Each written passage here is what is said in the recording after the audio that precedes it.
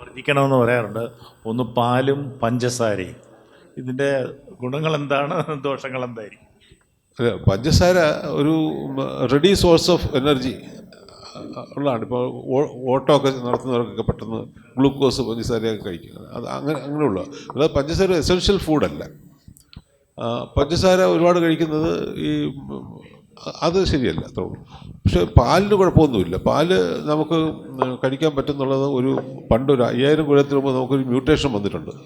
അതിൽ വന്നിട്ട് ഈ അനിമൽ മിൽക്ക് നമുക്ക് ഇപ്പോൾ പറ്റും. ഇപ്പം അതുമാത്രമല്ല, പാലിന് വേറെ മറ്റു കുഴപ്പങ്ങളില്ല. ലാക്ടോസിൻ്റെ ഇൻടോളറൻസ് ഉള്ള വളരെ ചെറിയൊരു ശതമാനം ആൾക്കാരേ ഉള്ളൂ. അവർക്ക് മാത്രമാണ് പാലുകൊണ്ട് എന്തെങ്കിലും കുഴപ്പമുള്ളൂ. അവർക്ക് പോലും പാലിൻ്റെ മറ്റ് പ്രോഡക്റ്റുകളുണ്ട്, ഇതര പ്രോഡക്റ്റുകൾ കഴിക്കാം. ഇപ്പോൾ യോഗട്ട്, പനീർ, മറ്റേ ചീസ്, അതൊക്കെ അവർക്ക് കഴിക്കാൻ പറ്റും. അവർക്കൊന്നും അത് പ്രശ്നം ഉണ്ടാവില്ല.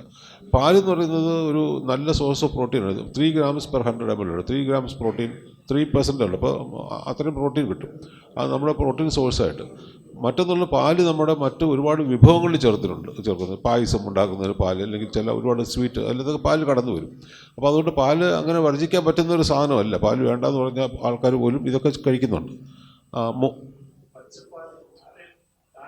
പാല് കാച്ചാതെ കഴിക്കുന്നത് ഞാൻ റെക്കമെൻഡ് ചെയ്യുന്നില്ല. അത് കുഴപ്പമില്ലായിരിക്കാം ചിലപ്പോൾ. കാരണം വെച്ചാൽ ഈ നമ്മുടെ ബൊവൈൻ ട്യൂബർക്ലോസിസുമായിട്ടൊക്കെ ബന്ധപ്പെട്ട ഒരുപാട് ഇഷ്യൂ വന്നിട്ടുണ്ടല്ലോ. അത് അനിമൽ അത് നമ്മൾ പാസ്റ്ററൈസ് ചെയ്യുമ്പോഴത്തേക്ക് അത് സേഫറാവും. ഇപ്പോൾ പാസ്റ്ററൈസേഷൻ മാത്രമല്ല, ഇപ്പോൾ മറ്റ് പ്രോസസ്സ് കൂടെ ഉണ്ട്. അതിങ്ങനെ അറ്റമൈസ് ചെയ്തിട്ട് അതിനെ ലിക്വിഫൈ ചെയ്യുന്ന പ്രോസസ്സൊക്കെ ഉണ്ട്. അതൊക്കെയാണ് ഇപ്പോഴത്തെ നല്ല പ്രോസസ്സ്. അത് കഴിയുമ്പോഴത്തേക്ക് അതിൻ്റെ ഷെൽഫ് ലൈഫും കൂടുന്നുണ്ട്. ഈ പണ്ടൊക്കെ ഒരു 1980 നോക്കുകയാണെങ്കിൽ നമ്മുടെ മിൽമയുടെയൊക്കെ പാല് ഒരു പാക്കറ്റ് വാങ്ങിച്ചാൽ രാവിലെ വാങ്ങിച്ചാൽ വൈകിട്ടൊക്കെ 50 പിരിഞ്ഞു പോകും. ഇപ്പം നമ്മൾ ഫ്രീസറിൽ വയ്ക്കാമെങ്കിൽ 1 മാസം ഇരിക്കും. അതിൻ്റെ കാരണം ഷെൽഫ് ലൈഫ് നമുക്ക് കൂട്ടാൻ പറ്റിയിട്ടുണ്ട്. അതതിൻ്റെ ഈ പ്രോസസ്സാണ്, പ്യൂരിഫിക്കേഷൻ പ്രോസസ്സ് കൊണ്ടാണ്. അപ്പോൾ അത് നല്ലതാണ്, നല്ല പ്രോഡക്റ്റാണ്. പാലങ്ങനെ വർജിക്കേണ്ട സാധനമൊന്നുമില്ല. പിന്നെ പാൽ ഇഷ്ടമല്ലാത്തവർ കഴിക്കേണ്ട, അത്രേ ഉള്ളൂ. പാലൊരു നോൺ വെജിറ്റേറിയൻ പ്രോഡക്റ്റാണ്. അതുകൊണ്ട് അത് വേണ്ട, ആ രീതിയിൽ കഴിക്കേണ്ട എന്നുള്ളവർക്ക് കഴിക്കേണ്ട, അത് ചോയ്സാണ്. അതിനപ്പുറം ഒന്നുമില്ല. എല്ലാവർക്കും വിനീതമായി കൂപ്പുകൈ. എൻ്റെ പേര് കൃഷ്ണൻകുട്ടി എന്നാണ്. നന്ദകുമാർ സാറ് ചെയർമാനായിട്ടുള്ള ക്യാപ്സ്യൂൾ സ്ഥാപിക്കുമ്പോൾ അതിൻ്റെ തിരുവനന്തപുരം ജില്ലയുടെ ജോയിൻറ്റ് സെക്രട്ടറിയാണ്. ആഹാരത്തെക്കുറിച്ച്, വെൽനസ്, ന്യൂട്രാസ്യൂട്ടിക്കൽസ് ഉൾപ്പെടെയുള്ള ഭക്ഷണപദാർത്ഥങ്ങളെക്കുറിച്ച് കുറേ ഡീപ്പായിട്ട് പഠിച്ചുകൊണ്ടിരിക്കുന്ന ശ്രമത്തിലാണ്. സർ, 2 കാര്യങ്ങളാണ്. ഒന്നെന്ന് പറയുന്നത് ഫെർമെൻറ്റഡ്, എസ്പെഷ്യലി പിന്നെ ഇഡ്ഡലി, ദോശ, ഇത് അസിഡിറ്റി ഉള്ളതാണ്. നമ്മളുടെ ആഹാരത്തിൻ്റെ മോർ ദാൻ 70% നമ്മളുടെ ആഹാരം അസിഡിക്കാണ്. ഫാറ്റി ലിവർ ഉണ്ടാകുന്നതിനുള്ള കാരണവും അതായിട്ട് ചൂണ്ടിക്കാണിക്കപ്പെട്ടിട്ടുണ്ട്. അപ്പോൾ അതുമായിട്ട് ബന്ധപ്പെട്ടാണ് ഈ ഫെർമെൻറ്റഡ് ആയുർവേദ ഡോക്ടർമാർ നിങ്ങൾ ഇഡ്ഡലി, ദോശ ഇതെന്ന് പറയുന്നത് ആഴ്ചയിൽ 3 ദിവസത്തിൽ കൂടുതൽ കഴിക്കാതിരിക്കുന്നതാണ് അഭികാമ്യം എന്ന് നിഷ്കർഷിക്കുന്നുണ്ട്. സർ, പിന്നെ ഒന്ന്, കഴിഞ്ഞ 2025 ജൂലൈ മാസത്തിൽ ഇന്ത്യൻ എക്സ്പ്രസ്സിൽ വന്ന ഒരു റിപ്പോർട്ടാണ്. ICMRൻ്റെ പഠനത്തിന് ബേസ് ചെയ്തുണ്ടായിരുന്ന അതിൻ്റെ തലക്കെട്ടെന്ന് പറയുന്നത് Indian kids under 80 R prawn to fatty liver. അത് ജങ്ക് ഫുഡ് കഴിക്കുന്നത് കൊണ്ടുണ്ടാകുന്നതെന്ന് അതിന് സർവേയിലും പറയുന്നു. സർ, പിന്നെ ഒരു കാര്യം, ഈ പെസ്റ്റിസൈഡ്സിൻ്റെ കാര്യം പറഞ്ഞല്ലോ. ഇവിടെ നേരത്തെ ഇപ്പോഴുള്ളതിൽ പെസ്റ്റിസൈഡ്സ് കാണുന്നില്ല. പക്ഷേ സർ, 68-69 കാലത്തിൽ NS Warrier sir chemistry professor, university കോളേജിലെ പ്രൊഫസറായിരുന്നു. ഞാൻ 69-70 ഇവിടെ പഠിക്കാൻ വരുന്നത്. അപ്പോൾ ആ സമയത്ത് പത്രങ്ങളിലൊക്കെ ഉണ്ടായിരുന്ന ഒരു പ്രധാന വാർത്തയാണ് ഫോളിഡോളിൻ്റെ റെസിഡ്യൂ നമ്മുടെ നെല്ലരിയിൽ കണ്ടെത്തിയിട്ടുണ്ടായിരുന്നു. അതങ്ങനെ ഒരു പഠനം നടന്നിട്ടുണ്ട്. പക്ഷേ അതുകൊണ്ട് തന്നെയാണ് അത് ബാൻ ചെയ്യുകയും ചെയ്തു. പക്ഷേ പിന്നീട് ഞാനും ഇതൊക്കെ ശ്രദ്ധിക്കുന്ന കൂട്ടത്തിലാണ്. പിന്നീടൊരിടത്തും കാർഷിക സർവകലാശാലയാണ് ഇതിനകത്ത് കൂടുതൽ പഠനം നടത്തുന്നത്. അവിടെ ഒന്നും ഒരു പഠനത്തിൽ ഇതിനൊന്നും പെസ്റ്റിസൈഡ്സ് ഒന്നും ഇല്ലാത്തതായിട്ടാണ്, ഹാനികരമായിട്ട് ഒരിടത്തും കണ്ടെത്തായിട്ട് കഴിഞ്ഞിട്ടില്ലെന്നാണ് മനസ്സിലായത്. സാറേ, നമ്മൾ ധാന്യങ്ങൾ ഉപയോഗിക്കാതെ പച്ചക്കറിയും പഴങ്ങളും മാത്രമായി ജീവിച്ചാൽ വല്ല കുഴപ്പമുണ്ടോ? കുഴപ്പമുണ്ടോ? നേരത്തെ മരിച്ചു പോകും. ഉറപ്പാണോ? ഉറപ്പാണ്. കാരണം നമ്മുടെ ശരീരം നിലനിർത്താനായിട്ടുള്ള എസൻഷ്യൽ ഇൻഗ്രീഡിയൻറ്റ് വെച്ചാൽ പ്രോട്ടീനാണ്. അതെ, ഞാനൊരു വാർത്ത കണ്ട് ഒരാൾ 25 വർഷമായിട്ട് കരിക്ക് മാത്രമേ കഴിക്കുന്നുള്ളൂ, ബാക്കി ഒന്നുമില്ല എന്ന് പത്രവാർത്ത മാതൃഭൂമിയിൽ വന്നിരുന്നു. അപ്പോൾ അതുകൊണ്ടാണ് ചോദിച്ചത്. പഴങ്ങളും പച്ചക്കറികളും മാത്രമായി ധാന്യം എടുക്കാതെ. ഞാൻ മറ്റൊരാളിനെ കണ്ടിട്ടുണ്ട്, സൂര്യപ്രകാശം മാത്രമാണ് അങ്ങനെയുണ്ട്. പിന്നെ ഒരു ചോദ്യം കൂടി ഉണ്ട് സാറേ, ഈ പച്ചക്കറി വേവിച്ച് കഴിക്കുന്നതും ഇപ്പോൾ പറയുന്നത് പച്ചക്ക് കഴിക്കുകയാണ് കൂടുതൽ നല്ലത്. അപ്പോൾ അതിൽ പ്രത്യേകിച്ച് വല്ല കാര്യമുണ്ടോ? വേവിച്ച് കഴിക്കുന്നതാണോ പച്ചയ്ക്ക് കഴിക്കുന്നതാണോ നല്ലത്? അതിൽ എങ്ങനെ കഴിച്ചാലും കുഴപ്പമൊന്നുമില്ല. എന്നുവെച്ചാൽ ഈ വേവിച്ചെന്ന് പറഞ്ഞുകൊണ്ട് ന്യൂട്രീഷൻ നഷ്ടപ്പെട്ടു പോകത്തൊന്നുമില്ല.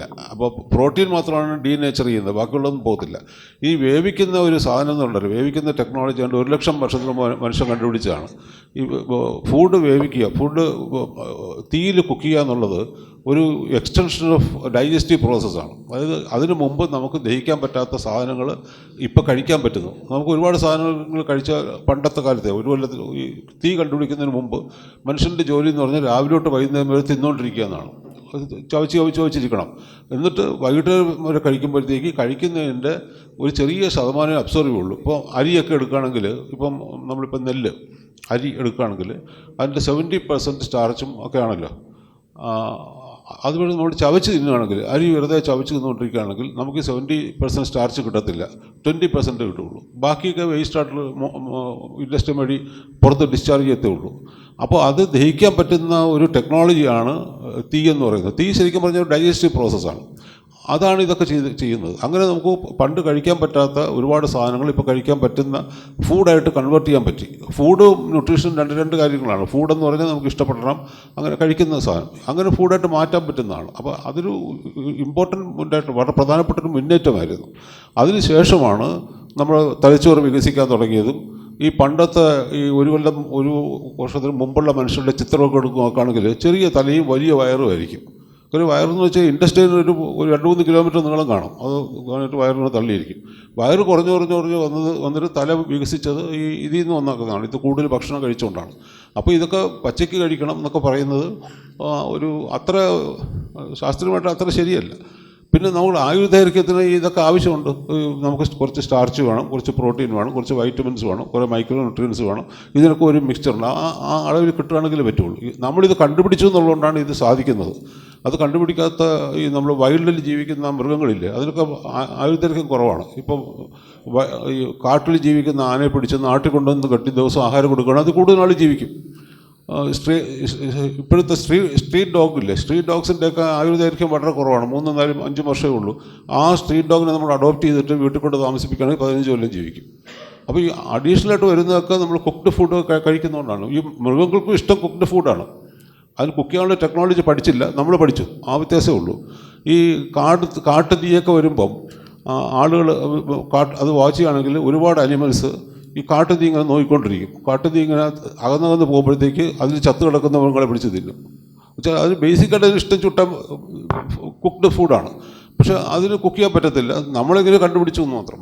അത് അത്രേ ഉള്ളൂ. അല്ലാതെ എപ്പോഴും കുക്ക് ചെയ്യുന്ന അത് ചോയ്സാണ്. പച്ചയ്ക്ക് കഴിക്കണമെന്നില്ല. അതിൻ്റെ അകത്ത് സയൻസ് ഒന്നുമില്ല. അതിൻ്റെ അകത്തൊക്കെ ഉള്ള ഒരു പിന്തിരിപ്പൻ നയങ്ങൾ മാത്രമേ ഉള്ളൂ. തീർച്ചയായിട്ടും നമുക്ക് കൂടുതൽ ചോദ്യങ്ങളുണ്ട്. വളരെ വിജ്ഞാനപ്രദമായിട്ടുള്ള ധാരാളം അറിവുകൾ നമുക്കിവിടെ കിട്ടി. ഇത് നമുക്ക് ഇനിയും തുടരാം. മറ്റു സന്ദർഭത്തിലും മറ്റൊരു വേദിയിലും ഇത്തരം ചോദ്യങ്ങൾ ഡോക്ടറോട് നമുക്ക് ചോദിക്കാം.